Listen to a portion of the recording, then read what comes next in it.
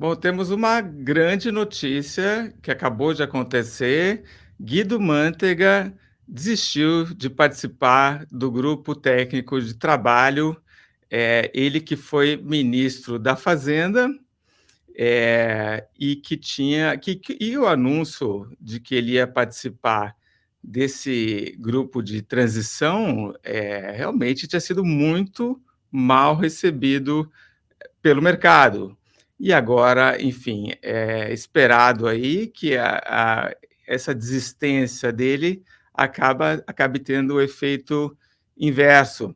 Vamos ler a notícia? Eh, Ex-ministro da Fazenda, por quase 9 anos, pode descer, Joelto. Por quase 9 anos, ele foi durante o governo Lula e Dilma, desistiu, então, a informação que o antagonista já confirmou. O economista enviou uma carta a Geraldo Alckmin, vice-presidente eleito, que coordena a equipe de transição. Nela, Mantega diz que o fato de não poder assumir cargos na administração pública, por decisão do Tribunal de Contas da União, relativa ao caso das pedaladas fiscais, era preponderante na decisão. Sobre num parênteses aí, enfim, as pedaladas fiscais é que levaram ao impeachment da Dilma Rousseff. E ele estava proibido de realmente de assumir qualquer cargo público, e o que ah, os petistas e o Mantega estavam dizendo é que ele ia ajudar, mas de uma maneira voluntária, né? Sem receber nada. Mas, enfim, é óbvio que a questão das pedaladas, o Mantega também, no governo da Dilma, entrou com aquela coisa de congelar, né, as tarifas do setor elétrico, enfim, foram vários problemas na gestão dele, e o nome dele, então, realmente foi muito mal recebido. Alckmin teria ligado a ele e agradecido pelo trabalho realizado até hoje. A assessoria de imprensa do gabinete de transição não indicou quem irá substituí-lo no grupo de planejamento, onde ele era o coordenador. Na semana passada, Mantega já havia indicado que não aceitaria cargo de ministro do futuro gabinete de Lula. Ele, no entanto, disse que interferiu para que o economista Ilan Goldfagen, ex-presidente do Banco Central durante os anos do Michel Temer, não fosse escolhido como presidente do Banco Interamericano de Desenvolvimento. É, Essa coisa de tentar segurar a eleição do BID também não aconteceu. O BID ignorou completamente isso daí. Provavelmente era uma tentativa ali de emplacar algum nome do PT ou de algum aliado do PT. Essa eleição vai acontecer dia 20, semana que vem, e, enfim, já demonstra aí que o Mantega estava com muito pouca moral. Enfim, agora é alguma coisa que provavelmente o mercado, né, que o Lula, enfim, a gente também teve os vídeos, as declarações do Lula, falando aí que o mercado, né, a gente não tem que ligar para o mercado e tudo mais, mas parece que o mercado tem sim um poder, né? A gente lembra muito bem do currículo aí das pessoas e reage de acordo. Outra notinha, então, do antagonista, que comenta essas falas do Lula. Lula, ele falou,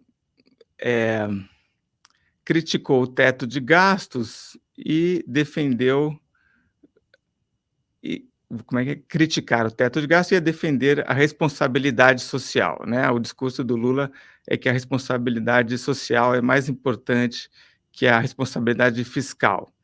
Vamos lá para a frase dele: "O que é o teto de gastos no país? Se o teto de gasto fosse para descobrir que a gente não vai pagar a quantidade de juros para o sistema financeiro que a gente paga todo ano, mas a gente fosse continuar mantendo as políticas sociais intactas, tudo bem. Mas não, você tenta desmontar tudo aquilo que é do social, mas não mexe um centavo do sistema financeiro. Não mexe um centavo daqueles juros que os banqueiros tem que receber. Então o Lula vê essa questão meio ou você está de um lado ou você está de outro, né? Ou você é a favor das políticas sociais, ou você está com os banqueiros do sistema financeiro e do mercado e dos especuladores, né? Tá aí também, Lula também disse que as reações negativas do mercado às suas declarações estão ligadas a especuladores. Acho que a gente tem um vídeo do Lula, vamos pôr o Lula falando melhor do que eu, aí eu aproveito para tomar uma água aqui. É isso que a gente vai ter que fazer, um país diferente, um país mais humano, um país com mais compreensão de que se a gente não resolver as questões sociais, não vale a pena a gente governar esse país. Esses dias, eu não sei se vocês acompanharam, eu estou até aproveitando que a imprensa brasileira está aqui, mas eu fui fazer um discurso para os deputados e eu fazia o discurso que eu dizia na campanha. Sabe, que não adianta ficar pensando só em responsabilidade fiscal, porque a gente tem que começar a pensar em responsabilidade social. Porque quando se criou o teto de gasto, o que é um teto de gasto num país? Olha, o que é? Se o teto de gasto fosse para discutir que a gente não vai pagar a quantidade de juros para o sistema financeiro que a gente paga todo ano, mas a gente fosse continuar mantendo as políticas sociais intactas, tudo bem. Mas não, quando você coloca uma coisa chamada teto de gasto, tudo que acontece é você tirar dinheiro da saúde, tirar dinheiro da educação, tirar dinheiro da ciência e tecnologia, tirar dinheiro da cultura, ou seja, você tenta desmontar tudo aquilo que faz parte do social. E você não mexe num centavo do sistema financeiro. Você não mexe num centavo daquele juro que os banqueiros têm que receber. Ah, mas se eu falar isso, vai cair a bolsa, vai aumentar o dólar. Paciência, porque o dólar não aumenta e a bolsa não cai por conta das pessoas sérias, mas é por conta dos especuladores que vivem especulando todo santo dia. Eu disse... Nós temos que cumprir meta de inflação, sim, mas nós temos que ter meta de crescimento. Nós temos que ter algum compromisso, sabe, de crescimento, de geração de emprego, porque senão, como é que você vai fazer com que a riqueza seja distribuída? Nós temos que garantir que vamos aumentar o salário mínimo acima da inflação, de acordo. Temos que falar publicamente que a gente vai votar a criar programas como o PNAE, como o PAA, ajudar a agricultura familiar. Nós vamos ter que dizer isso alto e bom som, sabe, sem arrumar e sem querer brigar com ninguém. Apenas construir aquilo que já deu certo no país.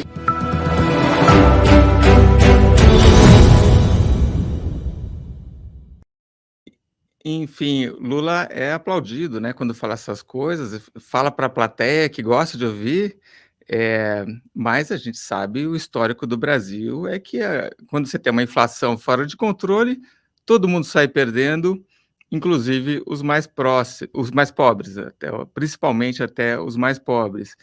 E essa fala teve muita repercussão no Brasil, tivemos vários economistas conceituados criticando essas declarações do Lula, inclusive o Henrique Meirelles. E aí temos uma outra matéria publicada pelo Antagonista, Meirelles, que foi então presidente do Banco Central, e voltou a se pronunciar então sobre esse assunto em torno aí das declarações do Lula.